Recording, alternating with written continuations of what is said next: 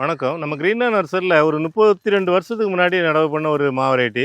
இது அந்த டைம்ல பார்த்தீங்கன்னா, இவ்வளோ வெரைட்டி கிடையாது. இப்ப நம்மளே 100 வெரைட்டிக்கு மேல நம்ம மா வெரைட்டில சேல்ஸ் பண்றோம். அப்போ ஒரு 10, 15 வெரைட்டி தான் மார்க்கெட்ல கிடைச்சிட்டு இருந்தது. அதில இந்த வெரைட்டி வந்து எங்களுக்கு திருப்தியா இல்ல. அதாவது பழம் சுவையா இருக்காது. அதே மாதிரி ஒரு ஸ்மெல்லும் எனக்கு பிடிக்கல. அதேமாரி ரொம்ப காய்க்கவும் செய்யாது. அதனால என்ன பண்ணோம்னா, ரிமூவ் பண்றதுக்கு பதிலா இந்த மரத்த வந்து ஒரு 4 அடி விட்டு மரத்த வந்து கட் பண்ணிட்டோம். அதாவது அந்த பெரிய பெரிய தண்டுகள கட் பண்ணிட்டோம்.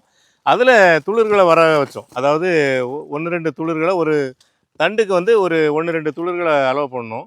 அந்த துளிர்ல வந்து நம்ம ஒட்டு சேர்த்தோம். அதாவது மற்ற ரகங்கள ஒரு 6 வகையான ரகங்கள இதில ஒட்டு பண்ணியிருக்கோம். பஞ்சவர்ணம், அப்புறம் கோட்டை பரம்பன், அப்புறம் வந்து கோட்டூர்கோணம், குழம்பு இந்த மாதிரி ஒரு 6 வகையான வெரைட்டி இதில ஒட்டு பண்ணியிருக்கோம். இது எல்லாமே இப்போ வளர்ந்துருச்சு. நல்லா வளர்ந்துருச்சு.